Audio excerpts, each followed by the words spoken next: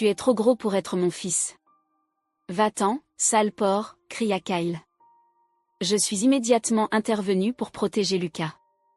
Écoute, si tu n'acceptes pas Lucas comme ton fils, je vais l'emmener avec moi. Quelques jours plus tard, j'ai découvert que Lucas était apparu à la télévision, et 2 personnes sont venues chez nous. Lucas, viens à la maison avec nous, ont-ils dit. Lucas a répondu, qui êtes-vous? Je m'appelle Mariana. Depuis que j'ai perdu mon mari il y a quelques années, je vis seule. Vivre seule dans une grande maison était solitaire. Sans passe-temps, mes journées étaient terriblement monotones. Pourtant, il y avait une chose que j'attendais avec impatience, voir mon petit-fils Lucas. Passer du temps avec mon adorable petit-fils Lucas était le seul réconfort dans ma vie. Mon fils Kyle et sa femme Amelia géraient ensemble un club de striptease. Ils semblaient prospérer, car ils étaient toujours occupés. Ils ont eu un bébé quelques années après leur mariage. Apparemment, ils avaient prévu d'avoir une fille et de la rendre le visage de l'entreprise. Ils ont commencé à accumuler des articles pour bébé pour une fille avant même de confirmer le sexe, mettant leurs espoirs dans le fait d'avoir une fille. Cependant, le bébé s'est avéré être un garçon, et leur déception fut immense lorsqu'ils l'ont découvert. Moi, optimiste, je pensais qu'une fois que le bébé serait né, il l'aimerait, peu importe le sexe. Mais cela ne s'est pas produit. Kyle et Amelia montraient peu d'intérêt pour le bébé et s'en occupaient rarement.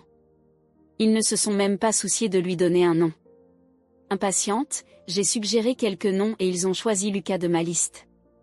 Pourtant, Kyle et Amelia n'ont jamais vraiment montré d'intérêt pour Lucas, espérant toujours avoir une fille.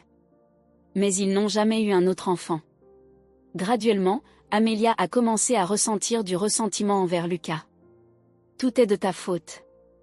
Nos plans ont été ruinés parce que tu n'étais pas une fille. Cette haine infondée semblait avoir pris racine chez Amelia. Influencé par elle, Kyle a également commencé à traiter Lucas froidement. Peut-être que si j'étais intervenu plus tôt, les choses n'auraient pas escaladé. Finalement, Amelia a arrêté de cuisiner pour Lucas. Elle laissait 5 $ sur la table tous les jours avant de partir au travail et ne revenait presque jamais avant le matin. Du crépuscule à la nuit, le jeune Lucas passait de longues heures seul. Combien il devait se sentir seul en attendant le retour de ses parents. Avec l'argent qu'Amelia laissait, Lucas achetait ses repas dans les magasins. Étant si jeune, il ne pensait pas à la nutrition et finissait souvent par manger des snacks comme du pain et des frites. Il mangeait même parfois des restes. Un enfant visitant seul un magasin tous les jours attirait inévitablement l'attention. Un employé à temps partiel, ayant pitié de Lucas, partageait secrètement un peu de nourriture avec lui. Grâce à cela, même les jours où Amelia ne laissait pas d'argent, Lucas avait quelque chose à manger. En 3e année, Lucas pesait plus de 70 kg. Cela était dû à son alimentation malsaine de pain, de repas prêts à consommer et de snacks. Kyle et Amelia n'aimaient pas ça non plus. Après que Lucas ait pris du poids, ils ont commencé à lui lancer des paroles cruelles. Un gros comme toi n'est pas mon fils. Va-t'en d'ici, tu es dans mon chemin. Quand j'ai su que ces paroles lui avaient été dites, j'ai eu le cœur brisé. Que devait ressentir Lucas en entendant ces choses de son propre père? Inquiète pour Lucas, je vérifiais de temps en temps comment il allait, en visitant sa maison. J'avais un soupçon persistant que Kyle et Amelia ressentaient du ressentiment envers Lucas, à en juger par leur ton. C'est pourquoi je visitais la maison pour m'assurer qu'il ne faisait rien de terrible avec lui. Un jour, mes craintes se sont malheureusement avérées vraies. Tu es trop gros pour être mon fils. Va-t'en, sale porc. Quand j'ai ouvert la porte, les cris de Kyle ont rempli mes oreilles. Paniqué, j'ai couru vers la voie et j'ai vu Lucas par terre. À la manière dont il tenait sa joue, il était clair que Kyle l'avait frappé. Kyle, qu'est-ce que tu fais? J'ai couru aux côtés de Lucas et je l'ai éloigné pour le protéger de Kyle. En regardant Lucas, son visage était vide et il semblait résigné à son sort. Je regrettais d'avoir fait en sorte qu'un enfant si jeune ait une expression aussi vaincue. Kyle n'avait pas remarqué mon arrivée. Ses yeux étaient écarquillés, comme s'il était sur le point d'exploser. Tu te rends compte de ce que tu dis? Lucas est ton fils. Légitimement. J'ai crié à Kyle. Bien que Kyle soit mon propre fils, je ne pouvais pas comprendre sa façon de penser. C'était incroyable de voir comment il pouvait maltraiter Lucas, un enfant innocent, simplement parce qu'il n'était pas la fille qu'il voulait. Si vous ne reconnaissez pas Lucas comme votre propre fils, alors je l'emmènerai. Lucas et Kyle furent tous deux surpris par mes paroles soudaines. Puis, les choses se sont passées rapidement. Kyle et Amelia, désireux de se débarrasser du fardeau, ont accepté immédiatement mon offre. Merci, maman. Ainsi, nous pouvons nous concentrer sur notre entreprise, n'est-ce pas, Amelia? Oui, vraiment, merci. Le jour où j'ai emmené Lucas, ils ont dit cela avec les sourires les plus brillants que j'ai jamais vus sur leur visage. Leurs sourires m'ont attristé. Il était clair à quel point ils accordaient peu de valeur à Lucas. J'avais pris soin de lui, pensant que rester avec ses parents biologiques était ce qu'il y avait de mieux pour lui, mais je regrettais profondément de ne pas l'avoir emmené plus tôt. En chemin vers ma maison, Lucas a dit « Désolé. Je vais grandir vite et déménager. » Qu'est-ce que cet enfant disait? Quand je lui ai demandé de répéter, Lucas a dit avec une expression vide « Tu regrettes de t'occuper de moi, n'est-ce pas? Tu as eu un regard effrayé depuis que nous sommes partis. » Je faisais une tête effrayée, ai-je demandé. Lucas hocha tristement la tête. C'est alors que j'ai répondu « Non, ce n'est pas ça. Je regrettais de ne pas l'avoir fait plus tôt. J'aurais dû abandonner l'idée que tu serais plus heureux avec tes vrais parents bien avant. Non, mon regret n'était pas d'avoir accueilli Lucas. Je regrettais de ne pas l'avoir séparé de ces deux-là plus tôt. Tu n'es pas dérangé par moi? Lucas me regarda avec des yeux anxieux. Je l'ai serré fort dans mes bras. Bien sûr que non. Je suis certaine de t'aimer plus que ces deux-là ne le pourraient jamais. Lucas semblait incertain de ce qu'il devait faire. Après être resté rigide comme une pierre pendant un moment, il a chuchoté « C'est la première fois que je suis embrassée. » Les larmes débordaient de mes yeux. Je vais définitivement le rendre heureux. J'ai pris cette décision. Depuis ce jour, Lucas est devenu visiblement plus animé. Il était difficile de croire qu'il était le même garçon qui était si renfermé auparavant. Il a commencé à rire plus et à parler plus. Tous les jours après l'école, il aidait à préparer le dîner et parlait joyeusement de sa journée. « Tu as l'air heureux aujourd'hui, Lucas. Est-ce qu'il s'est passé quelque chose de bien? Tu savais que quelque chose de drôle s'est passé aujourd'hui pendant le cours de musique? » Pendant que je chantais, un moineau est entré dans la salle de musique et mademoiselle Lofton était totalement terrifiée. Je me demandais pourquoi, et puis elle a dit qu'elle avait peur des oiseaux. Presque en pleurant en se rappelant l'incident, Lucas riait. Ce Lucas était si mignon et adorable. Peut-être parce qu'il mange de façon plus saine depuis qu'il vit avec moi, la constitution physique de Lucas est devenue plus standard. Il conserve les qualités adorables d'un enfant, mais ses traits se sont affinés, le rendant plus beau. Il m'a timidement raconté que les filles à l'école ont commencé à lui parler plus. Lucas semblait heureux tous les jours, et je me sentais soulagée de le voir ainsi. C'était le jour de notre première réunion de parents depuis que j'avais pris la garde de Lucas. Mademoiselle Lofton, l'enseignante de Lucas, a fait une suggestion. Pourquoi ne pas faire un test de QI dans un hôpital? Sa proposition m'a rendue anxieuse. On aurait dit qu'elle insinuait qu'il y avait un problème avec l'intelligence de Lucas. Lucas est-il en retard par rapport à ses camarades d'une manière ou d'une autre? Quand j'ai posé cette question, l'enseignante a rapidement agité les mains. Pas du tout. C'est exactement le contraire. D'après mon expérience, je pense que Lucas peut être surdoué. Surdoué? Un terme inconnu pour moi. Selon mademoiselle Lofton, un surdoué est une personne qui possède des capacités supérieures par rapport à ses pairs. Elle m'a tendu un papier. Voici un graphique montrant les notes de Lucas. Il y a un pic clair dans ses performances à un moment donné. En effet, le graphique montrait une amélioration soudaine. En regardant les dates sur l'axe horizontal, il était clair que le changement s'était produit peu après que j'ai accueilli Lucas. J'ai demandé à Lucas s'il avait commencé à suivre des cours supplémentaires en raison de ce pic inhabituel, mais non, en fait. Il essayait délibérément de ne pas avoir de bonnes notes avant. Confuse par ce que disait mademoiselle Lofton, j'ai regardé Lucas à côté de moi. Remarquant mon regard, Lucas a parlé. Dans l'ancienne maison, s'il savait que je réussissais bien, il n'aurait pas aimé. Il disait que j'étais impertinent et me frappait plus que d'habitude. Donc, pendant les examens, je n'écrivais délibérément pas les réponses ou je les écrivais mal. Mais en fait, je savais tout. Lucas a souri. Maintenant, il n'y a plus besoin de ça, donc je fais les examens normalement. C'est très facile et un peu ennuyeux, cependant. Je peux tout comprendre juste en lisant les livres. Ce n'est pas intéressant. Je veux étudier quelque chose de plus difficile. En disant cela, Lucas a soupiré. Inquiète que mademoiselle Lofton puisse se sentir offensée par de tels commentaires, je l'ai regardée, mais elle riait aux éclats, alors je me suis sentie soulagée. Qu'en pensez-vous? Si Lucas est surdoué, nous pouvons fournir un soutien personnalisé pour ses besoins.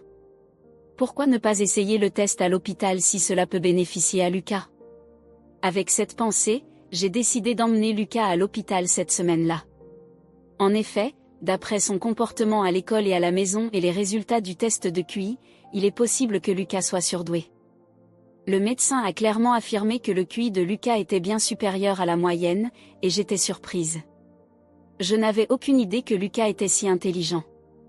Pas étonnant qu'il trouvait le travail scolaire si facile. Pour répondre au désir de Lucas d'étudier des sujets plus difficiles, j'ai organisé un tuteur pour venir chez nous. Le tuteur, un professeur expérimenté diplômé d'une université prestigieuse, a compris les caractéristiques uniques de Lucas. Lucas était satisfait, trouvant ses études plus agréables que l'école. Suivant la recommandation du tuteur, Lucas a passé plusieurs examens de langue et certification, obtenant les meilleures notes dans tous. Lorsque le tuteur a publié des informations sur son meilleur élève sur les réseaux sociaux, cela est rapidement devenu viral. Lucas est devenu une sensation du jour au lendemain, et bientôt les journaux et les stations de télévision cherchaient à obtenir des interviews. Un jour, alors que je passais une journée typique avec Lucas, la sonnette a retenti. Oh, ce sont déjà les journalistes? Il restait environ 30 minutes avant l'heure prévue de l'interview. Pensant que c'étaient les journalistes, j'ai ouvert la porte, juste pour être surprise. Ça fait longtemps, maman. Nous sommes venus chercher Lucas. Kyle et Amelia étaient là. Que faites-vous ici? Quand j'ai demandé, Amelia a souri doucement et a dit, Maman, merci d'avoir pris soin de Lucas jusqu'à présent. À partir de maintenant, il va vivre avec nous. Je ne pouvais pas croire ce que j'entendais. Qu'est-ce que cette femme raconte maintenant? Vous devez plaisanter. Lucas a une interview prévue. Nous sommes très occupés, alors s'il vous plaît, partez. Le mot interview a fait briller les yeux de Kyle et Amelia. Alors c'était vraiment Lucas. Nous l'avons vu à la télévision. En effet, il est notre fils. Les deux échangèrent des regards, visiblement excités. Puis ils dirent quelque chose d'outrageant. Si Lucas revient, notre entreprise sera en sécurité, dit Kyle. Amelia acquiesça de la tête. Si les clients viennent à cause de Lucas, nos ventes augmenteront. Nous pourrions même lui laisser l'affaire dans le futur. Ainsi, nous pourrons nous détendre. Leur pensée égoïste me stupéfia. Après avoir affirmé que Lucas n'était pas leur fils, ils veulent maintenant qu'il revienne parce qu'il s'est révélé exceptionnel. Lucas n'est pas une propriété des parents. J'avais atteint ma limite. Lorsque j'étais sur le point de leur donner une leçon, Lucas apparut derrière moi. En voyant Lucas, les visages de Kyle et d'Amelia s'illuminèrent de sourires. Ces sourires intensifièrent mon irritation. Cependant, leurs sourires se fanèrent avec les mots suivants de Lucas. « Qui êtes-vous » demanda Lucas en les regardant directement. Les deux étaient visiblement confus. « Nous sommes ta mère et ton père, chérie. Tu es notre fils bien-aimé, que j'ai mis au monde », les mots d'Amelia me dégoûtèrent. Comment pouvait-elle dire qu'il était son fils bien-aimé? Lorsque j'étais sur le point de répliquer, Lucas eut un léger rire. « Mon seul parent est ma grand-mère ici. Je ne connais aucun de vous qui m'avez abandonné, affirma fermement Lucas. Lucas, cette personne est ta grand-mère, pas ton père. Viens à la maison avec nous, persuada doucement Kyle. Lucas fixa Kyle. Ma maison est ici avec ma grand-mère. Elle m'a donné de l'amour, contrairement à vous deux. Vous m'avez jeté, et maintenant que vous pensez pouvoir m'utiliser, vous revenez me chercher. Vous n'êtes pas mes parents. C'était la première fois que j'entendais Lucas élever la voix ainsi. Les visages de Kyle et d'Amelia se tordirent. Un Kyle irrité tendit la main pour attraper le bras de Lucas. Lorsque j'étais sur le point d'intervenir, une voix derrière Kyle appela. « Est-ce vrai ce que vous venez de dire ? Abandonné ?» Les journalistes, avec des expressions solennelles, se regroupèrent. Ils étaient là pour l'interview de Lucas. Il devait déjà être l'heure prévue. Les journalistes entourèrent Kyle et Amelia, pointant leurs caméras vers eux et posant des questions rapidement. Pris par surprise, les deux étaient juste abasourdis. Plus tard, cette interview fut diffusée à la télévision, le passé tragique d'un garçon prodige face à ses parents qui l'ont abandonné. Le titre sensationnel eut un grand impact. Kyle et Amelia furent critiqués sur les réseaux sociaux, et leur entreprise reçut d'innombrables appels furieux. Rejeter un enfant simplement parce qu'il n'est pas une fille est impensable. Ne traitez pas votre enfant comme une commodité. De tels appels arrivaient les uns après les autres, et de nombreuses personnes se rassemblèrent pour voir les visages de ces parents terribles. Naturellement, la situation rendit impossible la conduite des affaires comme d'habitude dans le club de striptease. Amelia, en difficulté, chercha de l'aide auprès de ses parents, mais la réponse fut froide. « Tu as semé cela, maintenant tu dois récolter. Nous n'aiderons pas quelqu'un qui abandonne son propre enfant. » Kyle et Amelia furent méprisés et abandonnés par tous. Ils étaient contrariés, se demandant pourquoi cela leur arrivait, mais c'était clairement leur œuvre. Il serait bien que cet incident les amène à changer leur manière, mais compte tenu de leur comportement, cela semble improbable. Après l'incident, Lucas et moi avons déménagé immédiatement. Je veux couper les liens avec ces deux-là. Je ne supporte pas que cela se répète. Respectant le souhait de Lucas, j'ai déménagé le plus loin possible pour m'assurer que ces deux-là ne puissent plus jamais s'approcher de lui. Bien qu'il soit idéal de prendre des mesures légales, il semble difficile de couper les liens avec des parents biologiques, même après une adoption. Dans la nouvelle école, Lucas s'est fait un bon ami. Cet ami semble être un excellent compagnon compréhensif. Il apporte ses projets de programmation fait maison à la maison, expliquant avec enthousiasme leurs nuances. Bien que je ne comprenne pas beaucoup les intérêts complexes de Lucas, cet ami comprend, hochant la tête et écoutant attentivement. De temps en temps, il se lance dans des discussions approfondies sur la programmation. Voir Lucas toujours si heureux m'a fait sentir que c'était la bonne décision de déménager ici. Grâce à avoir trouvé un bon ami, Lucas vit heureux et libre chaque jour. À l'avenir, j'espère qu'ils continueront à se soutenir et à bien vivre ensemble.